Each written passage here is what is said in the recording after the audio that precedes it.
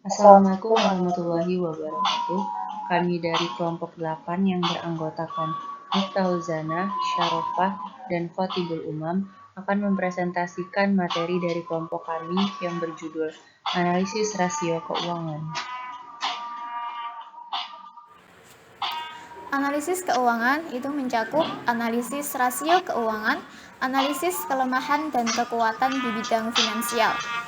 Untuk itu, analisis keuangan akan sangat membantu dalam menilai prestasi manajemen masa lalu dan prospeknya di masa yang akan datang. Dengan menganalisis prestasi keuangan, seorang analisis keuangan akan dapat menilai apakah manajer keuangan dapat merencanakan dan mengimplementasikan ke dalam setiap tindakan secara konsisten dengan tujuan memaksimumkan kemakmuran pemegang saham. Analisis rasio keuangan ini dapat dilakukan dengan cara membandingkan prestasi satu periode dibandingkan dengan periode sebelumnya, sehingga diketahui adanya kecenderungan selama periode tertentu. Penggunaan analisis rasio keuangan ini sangat bervariasi dan tergantung oleh pihak yang memerlukan. Di samping itu juga perlu disadari bahwa analisis rasio keuangan ini hanya memberikan gambaran satu sisi saja. Oleh sebab itu, masih diperlukan lagi tambahan data agar dapat lebih baik. Karena perbedaan tujuan dan harapan yang ingin dicapai setiap orang atau setiap bagian, maka analisis keuangan juga beragam. Untuk itu, analisis rasio keuangan dikembangkan dalam 4 kelompok. Yang pertama, rasio likuiditas, yaitu rasio yang menunjukkan kemampuan perusahaan untuk memenuhi kewajiban finansial yang berjangka pendek tepat pada waktunya. Yang kedua, rasio aktivitas, yaitu rasio yang menunjukkan sejauh mana efisiensi perusahaan dalam menggunakan aset untuk memperoleh penjualan. Yang ketiga, financial leverage ratio, yaitu rasio yang menunjukkan kapasitas perusahaan untuk memenuhi kewajiban baik itu jangka pendek maupun jangka panjang. Dan yang terakhir, yaitu rasio profitabilitas, yaitu rasio yang mengukur seberapa besar kemampuan perusahaan memperoleh laba baik dalam hubungannya dengan penjualan aset maupun laba bagi modal sendiri. Prediksi mengenai perusahaan yang mengalami kesulitan keuangan atau disebut dengan financial distress yang kemudian mengalami kebangkrutan merupakan suatu analisis yang penting bagi pihak-pihak yang berkepentingan seperti kreditur, investor, otoritas pembuat peraturan, auditor maupun manajemen. Bagi kreditur, analisis ini menjadi bahan pertimbangan utama dalam memutuskan untuk menarik piutangnya, menambah piutang untuk mengatasi kesulitan tersebut, atau mengambil kebijakan lain. Sementara dari sisi investor, hasil analisisnya akan digunakan untuk menentukan sikap terhadap sekuritas yang dimiliki para perusahaan di mana ia berinvestasi. Untuk itu, ada 3 tokoh yang membuat studi mengenai kebangkrutan perusahaan. Yang pertama, Beaver, yaitu pada tahun 1966. Beliau menggunakan 29 rasio keuangan perusahaan pada 5 tahun sebelum terjadinya kebangkrutan untuk mendeteksi kebangkrutan dan berapa lama kebangkrutan tersebut akan terjadi. Yang kedua, Altman pada tahun 1968, di mana beliau menemukan suatu formula untuk mendeteksi kebangkrutan perusahaan dengan istilah yang sangat terkenal, yaitu Z-score. Yang terakhir, yaitu Scott pada tahun 1981. Beliau mengemukakan bahwa pembayaran utang atau bunga yang disimbolkan dengan R besar bisa dihasilkan dari laba berjalan sebelum bunga dan pajak dari ekuitas perusahaan.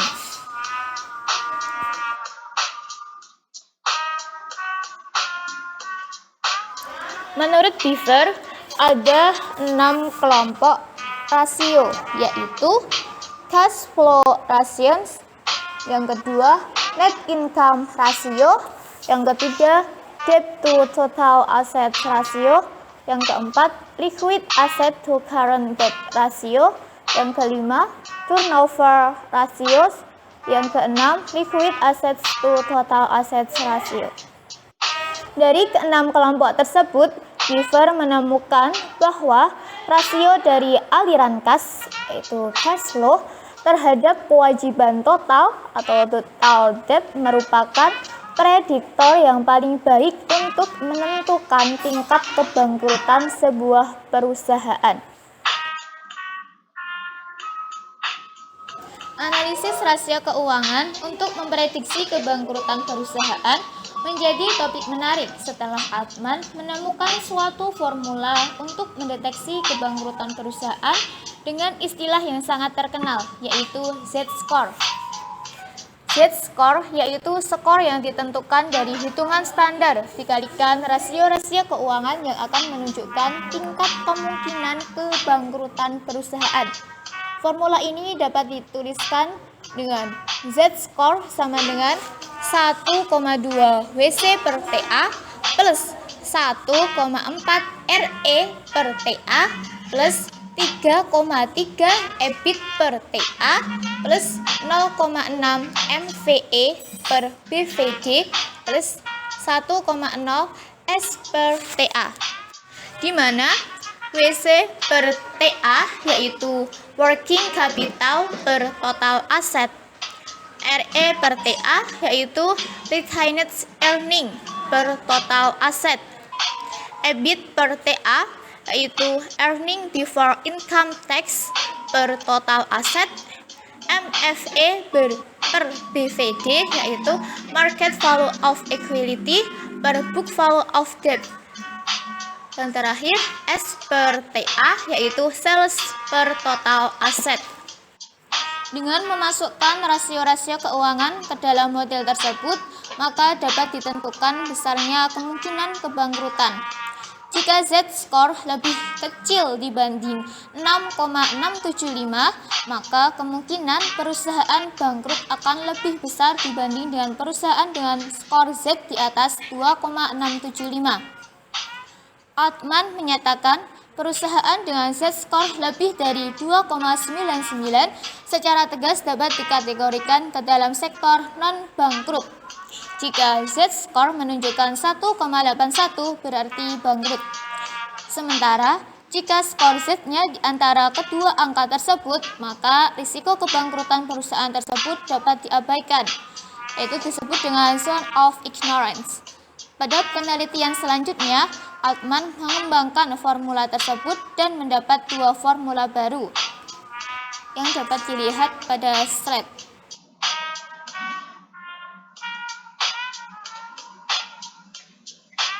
Berikut adalah kualifikasi Z-score. Apabila Z-score-nya kecil dari 1,81, maka perusahaan tersebut dapat dikatakan bangkrut. Kemudian apabila 1,81 sampai dengan 2,99, maka perusahaan tersebut berada di antara bangkrut dan non-bangkrut atau gray area. Kemudian apabila Z-score-nya lebih besar dari 2,99, maka perusahaan tersebut dikatakan tidak bangkrut atau non-bangkrut. Pembagian analisis rasio yang pertama, yaitu rasio likuiditas. Likuiditas perusahaan ditunjukkan oleh besar kecilnya aktiva lancar, yaitu aktiva yang mudah untuk diubah menjadi kas, yang meliputi kas, surat berharga, piutang, persediaan. Dengan menggunakan laporan keuangan yang terdiri atas neraca, laporan rugi laba, laporan perubahan modal, maka rasio-rasio tersebut dapat dirumuskan sebagai berikut. Rumus yang pertama yaitu current ratio. Current ratio sama dengan aktiva lancar per utang lancar. Rumus yang kedua yaitu acid test ratio sama dengan aktiva lancar dikurangi persediaan dibagi utang lancar. Dengan tambahan catatan, Semakin tinggi current ratio berarti semakin besar kemampuan perusahaan untuk memenuhi kewajiban finansial jangka pendek. Pengertian likuiditas sendiri itu mengandung dua dimensi. Yang pertama, waktu yang diperlukan untuk mengubah aktiva menjadi kas, dan yang kedua itu kepastian harga yang akan terjadi.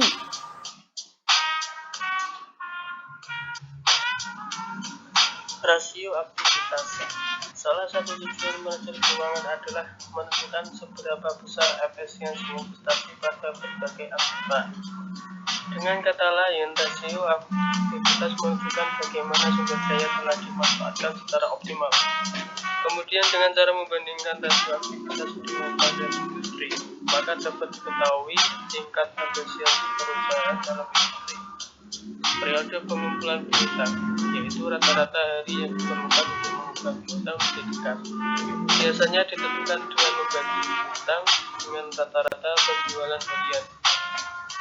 Ada yang menggunakan piutang rata-rata yang dibagi dengan penjualan kredit. Hal ini dilakukan apabila piutang awal tahun sangat berbeda dengan piutang akhir tahun.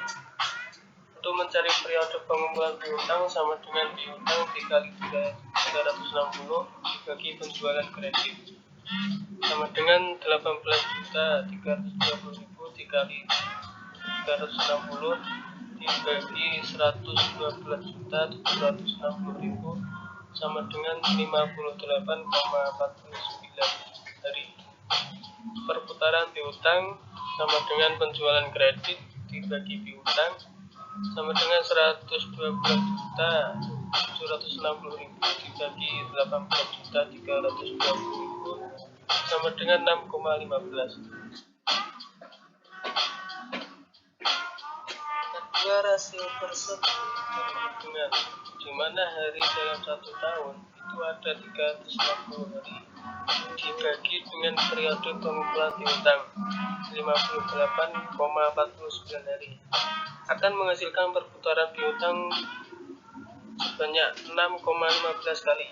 Apabila piutang berfluktuasi sangat besar, maka sebaiknya menggunakan piutang rata-rata. Terlalu tinggi periode pengumpulan piutang itu berarti bahwa kebijakan kredit terlalu liberal atau agregat. Akibatnya timbul bad debt dan investasi dalam piutang menjadi terlalu besar, akibatnya keuntungan akan menurun. Sebaliknya, periode pengumpulan piutang yang terlalu pendek berarti kebijakan kredit terlalu ketat dan besar kemungkinannya perusahaan akan kehilangan untuk memperoleh keuntungan. Untuk itu, standar kredit perlu diperlonggar. Untuk mencari perputaran persediaan sama dengan harga pokok penjualan dibagi rata-rata persediaan sama dengan 85.300.000 dibagi 27.000 sama dengan 3,16 kali.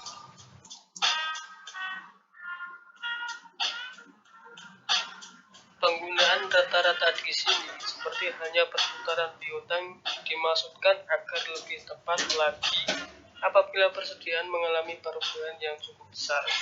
Yang penting adalah apabila kita akan membandingkan dengan yang telah dicapai pada periode sebelumnya, maka harus konsisten. Perusahaan yang perputaran persediaannya yang semakin tinggi berarti makin efisien. Tetapi perputaran yang terlalu tinggi juga tidak baik. Untuk itu perlu ditentukan keseimbangan. Perputaran aktiva tetap adalah rasio antara penjualan dengan aktiva tetap neto. Rasio ini menunjukkan bagaimana perusahaan menggunakan aktiva seperti gedung, kendaraan, mesin-mesin, dan perlengkapan kantor lainnya. Untuk mencari perputaran aktiva tetap, yaitu dengan membagi penjualan dengan aktiva tetap sama dengan 112.760.000 dibagi dengan 31.700.000 sama dengan 3,56 kali. Perputaran total aktiva menunjukkan bagaimana efektivitas perusahaan menggunakan keseluruhan aktiva untuk menciptakan penjualan dan mendapatkan laba. Tingkat perputaran ini juga ditentukan oleh perputaran elemen aktiva itu sendiri. Sedangkan untuk mencari perputaran total aktiva, yaitu penjualan dibagi total aktiva sama dengan 112.760.000 dibagi 81.890.000 sama dengan 1,38 kali. Financial leverage. Financial leverage menunjukkan proporsi atas penggunaan utang untuk membiayai investasinya. Perusahaan yang tidak mempunyai leverage berarti menggunakan modal sendiri 100%. Penggunaan utang itu sendiri bagi perusahaan mengandung 3 dimensi.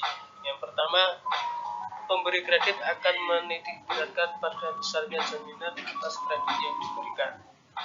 Yang kedua, dengan menggunakan utang maka apabila perusahaan mendapatkan keuntungan yang lebih besar dari beban tetapnya, maka pemilik perusahaan keuntungannya akan meningkat. Dan yang ketiga, dengan menggunakan utang maka pemilik memperoleh dana dan tidak kehilangan pengendalian perusahaan. Untuk mencari debit rasio, yaitu dengan membagi total utang dengan total aktiva. Seperti contoh 47.523.000 dibagi 81.890.000 sama dengan 58,03%. Debit rasio sebesar 58,03% menunjukkan bahwa total aktiva yang dimiliki perusahaan sebesar 58,03% dibiayai dengan utang. Semakin tinggi rasio ini maka semakin besar risiko yang dihadapi pihak, dan investor akan meminta tingkat keuntungan yang semakin tinggi. Rasio yang tinggi juga menunjukkan proporsi modal sendiri yang rendah untuk membiayai aktiva.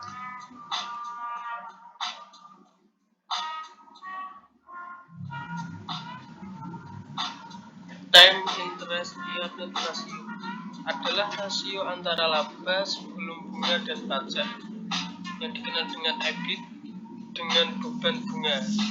Rasio ini mengukur kemampuan perusahaan memenuhi beban tetapnya berupa bunga, atau mengukur seberapa jauh laba dapat berkurang tanpa perusahaan mengalami kesulitan keuangan karena tidak mampu membayar bunga.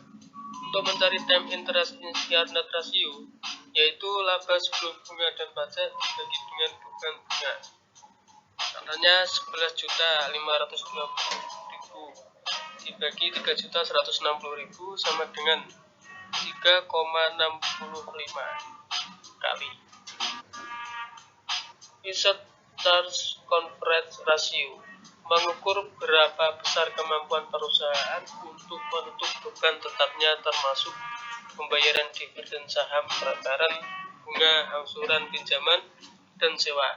Karena tidak jarang perusahaan menyewa aktifannya dari perusahaan leasing dan harus membayar angsuran tertentu. Misalkan pembayaran sewa yang harus dibayar sebesar Rp1.500.000. Untuk mencari Asset Charge Coverage, yaitu dengan EBIT plus bunga plus pembayaran sewa dibagi dengan bunga plus pembayaran sewa. Contohnya 11.520.000 ditambah 3.160.000 ditambah 1.500.000 dibagi 3.160.000 ditambah 1.500.000 sama dengan 3,47 kali. Debt Service Coverage mengukur kemampuan perusahaan memenuhi beban tetapnya termasuk angsuran pokok pinjaman. Jadi sama dengan leverage yang lain, hanya dengan memasukkan angsuran pokok pinjaman. Misalkan angsuran pokok pinjaman sebesar Rp2 juta dan tarif pajak 40%. Maka untuk mencari debt service coverage, yaitu laba sebelum bunga dan pajak dibagi bunga ditambah sewa ditambah angsuran pokok pinjaman dibagi 1 dikurangi tarif pajak. Contohnya yaitu 11.520.000 dibagi 3.160.000 ditambah 1.500.000 ditambah 2 juta dikurangi 1 min 40%, sama dengan 1,44 kali. Rasio profitabilitas. Profitabilitas adalah kemampuan perusahaan memperoleh laba dalam hubungannya dengan penjualan, total aktiva maupun modal sendiri. Dengan demikian, bagi investor jangka panjang akan sangat berkepentingan dengan analisis profitabilitas. Misalnya bagi pemegang saham akan melihat keuntungan yang benar-benar akan diterima dalam bentuk dividen. Untuk mencari gross profit margin, yaitu penjualan dikurangi harga pokok penjualan dibagi penjualan. Contoh 27.460 dibagi 112.260 sama dengan 24,35%. Lalu, gross profit margin yaitu sebesar 24,35%, berarti bahwa setiap satu penjualan mampu menghasilkan laba kotor sebesar 0,2435. Semakin tinggi profitabilitasnya berarti semakin baik. Tetapi perlu diperhatikan bahwa gross profit margin sangat dipengaruhi oleh harga pokok penjualan. Apabila harga pokok penjualan meningkat, maka gross profit margin akan menurun. Begitu pula sebaliknya. Kemudian, net profit margin dapat dicari dengan laba setelah pajak dibagi dengan penjualan. Sebagai contoh, 4.347.000 dibagi dengan 112.760.000, hasilnya adalah 3,86%. Apabila gross profit margin selama suatu periode tidak berubah, sedangkan net profit marginnya mengalami penurunan, maka berarti bahwa biaya meningkat relatif lebih besar daripada peningkatan penjualan. Return of investment dapat dicari dengan laba setelah pajak dibagi dengan total aktiva, yaitu 4.347.000 dibagi dengan 81.890.000, hasilnya adalah 5,31%. Return of investment atau return of assets menunjukkan kemampuan perusahaan menghasilkan laba dari aktiva yang dipergunakan. Return of investment sebesar 5,31% berarti bahwa dengan menggunakan 1.000 aktiva akan menghasilkan laba bersih setelah pajak sebesar 53,10. Return of equity dapat dicari dengan laba setelah pajak dibagi dengan modal sendiri. Sebagai contoh, laba setelah pajak sebesar 4.347.000 dibagi dengan modal sendiri sebesar 34.367.000. Hasilnya adalah 12,65%. Kemudian, return on equity atau return on net worth mengukur kemampuan perusahaan memperoleh laba yang tersedia bagi pemegang saham perusahaan. Rasio ini juga dipengaruhi oleh besar kecilnya utang perusahaan. Apabila proporsi utang makin besar, maka rasio ini juga akan semakin besar. Profit margin dapat dicari dengan EBIT dibagi dengan penjualan. Sebagai contoh, EBIT-nya sebesar 11.520.000 dibagi dengan penjualan yang sebesar 112.760.000. Hasilnya adalah 10,22%. Rentabilitas ekonomis dapat dicari dengan EBIT dibagi dengan total aktiva sebagai berikut. 11.520.000 dibagi dengan 81.890.000, hasilnya adalah 14,7%. Dengan menggunakan hubungan antara perputaran aktiva dengan net profit margin, maka dapat dicari earning power atau return of assets ratio. Earning power adalah hasil kali net profit margin dengan perputaran aktiva dengan rumus sebagai berikut. Earning power sama dengan penjualan dibagi dengan total aktiva dikali dengan laba setelah pajak dibagi dengan penjualan. Sebagai contoh, 112.760.000 dibagi dengan 81.890.000 dikali dengan 4.347.000 dibagi dengan 112.760.000. Hasilnya adalah 5,31%. Selanjutnya, masalah inflasi dan analisis keuangan. Di dalam analisis rasio keuangan ini, pengaruh inflasi tidak dapat dihindarkan. Inflasi mengakibatkan harga-harga secara umum meningkat, dan bagi perusahaan, inflasi merupakan faktor eksternal yang tidak dapat terkendali. Sebagai contoh, berikut neraca PT ABL pada 31 Desember tahun 1998 dengan kas sebesar 40.000, persediaan 100.000, aktiva tetap 100.000 dengan jumlah 240.000 dan modal saham 240.000. Aktiva tetap didepresiasi dengan metode garis lurus selama 10 tahun.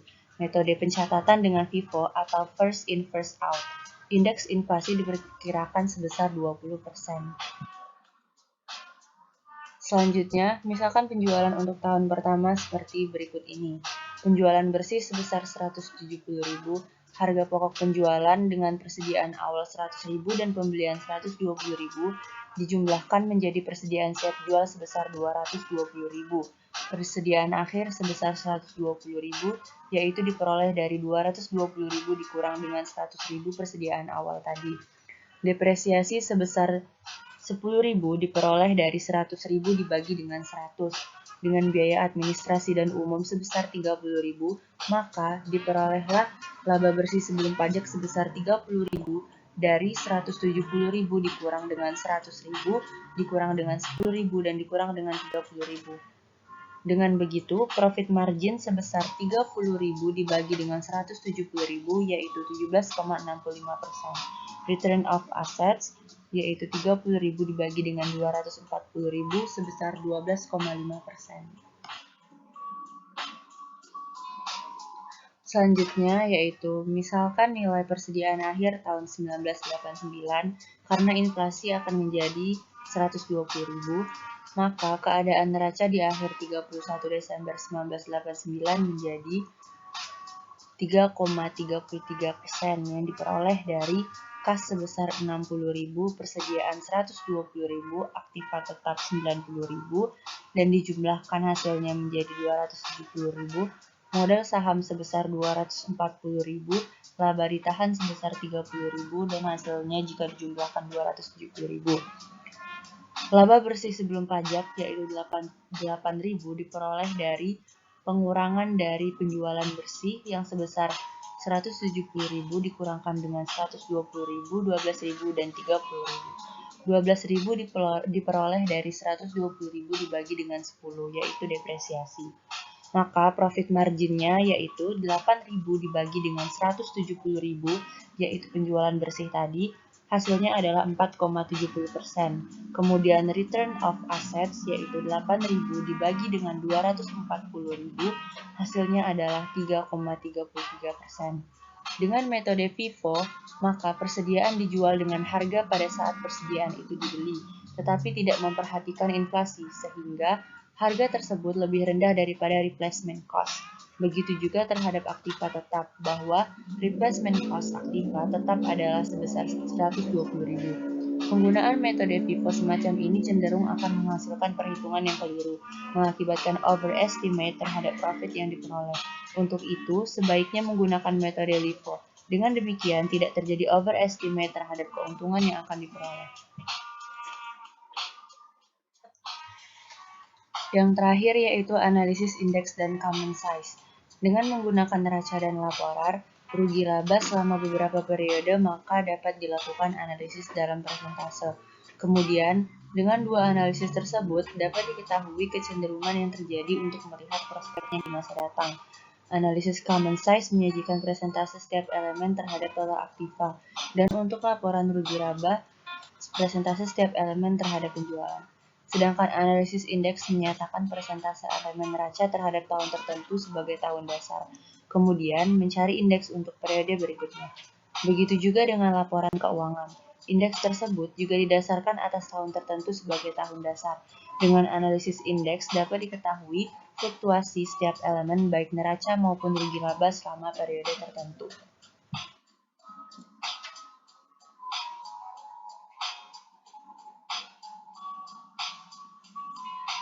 Sekian penjelasan materi dari kelompok kami. Mohon maaf apabila terdapat kekurangan. Wassalamualaikum warahmatullahi wabarakatuh.